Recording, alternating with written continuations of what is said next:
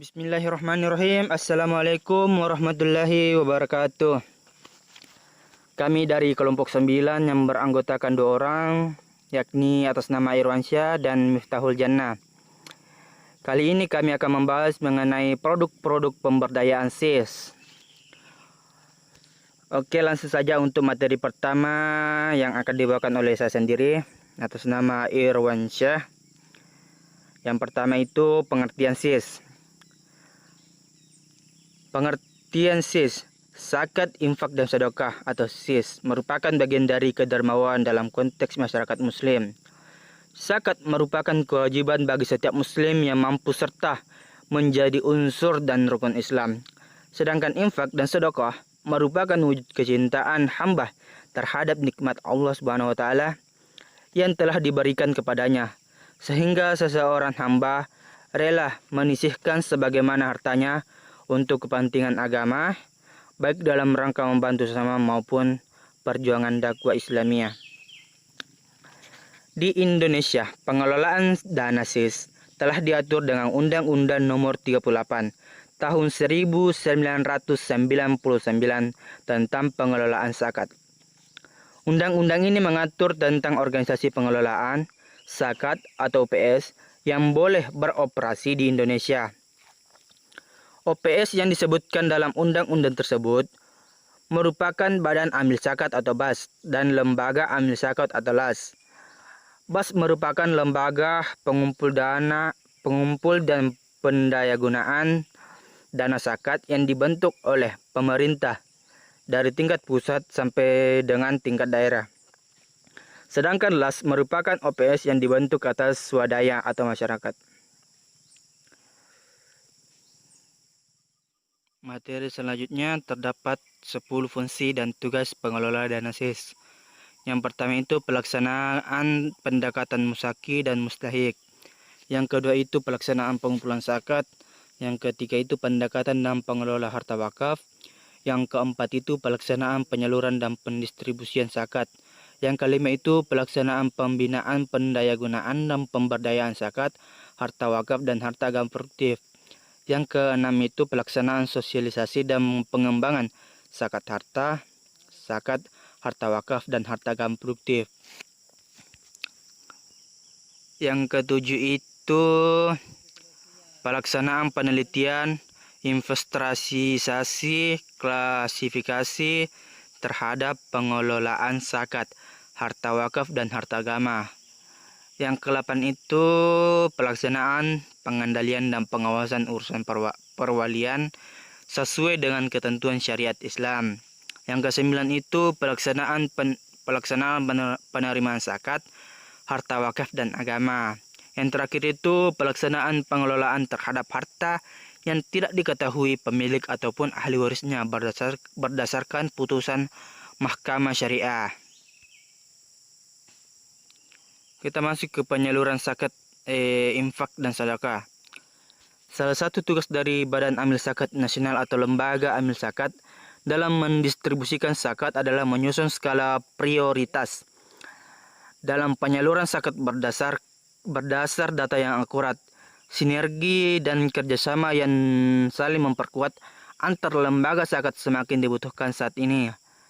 Karena terbatasnya dana zakat, infak, dan sedekah yang terkumpul. Sementara jumlah penerima zakat mustahik semakin banyak. Zakat tersebut harus disalurkan kepada para mustahik sebagaimana tercantum dalam surat At-Taubah ayat 60 yang uraiannya antara lain sebagai berikut. Fakir dan miskin. Fakir merupakan orang yang tidak memiliki harta dan tidak memiliki pekerjaan atau usaha tetap guna mencukupi kebutuhan hidup. Sedang orang yang menanggung tidak ada. Miskin merupakan orang yang tidak dapat mencukupi kebutuhan hidupnya meskipun memiliki pekerjaan atau usaha tetap, tetapi hasil usaha itu belum dapat untuk memenuhi kebutuhannya, dan orang yang menanggung juga tidak ada. Itulah materi yang sempat saya bawakan. Saya persilahkan untuk pemateri kedua untuk memperke materinya. Bismillahirrahmanirrahim. Assalamualaikum warahmatullahi wabarakatuh.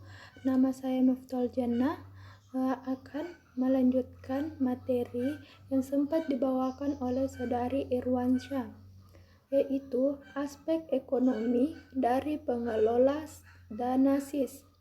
Yang pertama, zakat sebagai insentif transformasi. Yang kedua, zakat akan menyuburkan perekonomian. Yang ketiga, zakat membangun mortalitas ekonomi. Selanjutnya yaitu kendala dan strategi pengembangan dana SIS. Saat ini, peran lembaga pengelolaan zakat sangat dibutuhkan untuk meningkatkan kesejahteraan masyarakat, meskipun banyak kendala-kendala di antaranya.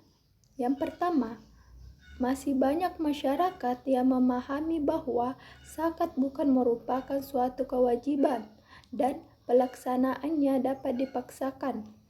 Kedua, zakat kadangkala masih disamakan dengan pajak sehingga dijadikan legitimasi masyarakat untuk tidak mengeluarkan zakatnya.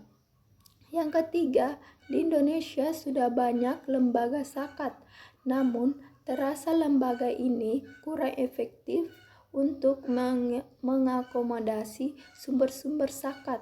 Yang keempat, keberadaan Undang-Undang Zakat belum sepenuhnya diimplementasikan.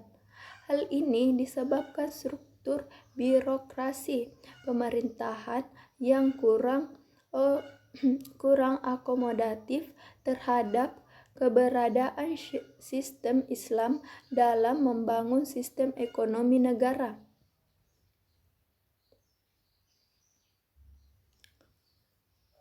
Adapun untuk menutupi kekurangan tersebut, maka kita perlu strategi yang tepat supaya zakat dapat terkumpul dan tersalurkan dengan mudah dan tepat. Di antaranya yaitu, pertama, zakat perlu disosialisasikan, bukan hanya di wilayah keagamaan saja, tetapi zakat perlu disampaikan di tempat-tempat umum. Yang kedua, adanya peningkatan tentang pemahaman tentang zakat yang sebenarnya, sebab kurangnya pemahaman masyarakat tentang zakat. Maka tidak hanya melalui pendekatan agama saja, tapi juga dengan pendekatan ekonomi, sosial, budaya, dan politik. Yang ketiga, perlunya peningkatan koordinasi antara lembaga-lembaga zakat, sebab kepercayaan masyarakat terhadap lembaga zakat dapat diawali dari keadaan seperti ini. Yang keempat, keberadaan undang-undang tentang zakat memberikan banyak peluang untuk mendirikan atau membuka lembaga zakat sebanyak-banyaknya. Setidaknya, undang-undang ini menjadi legitimasi bagi umat Islam dalam mengembangkan lembaga zakat. Itulah materi yang kami bawakan.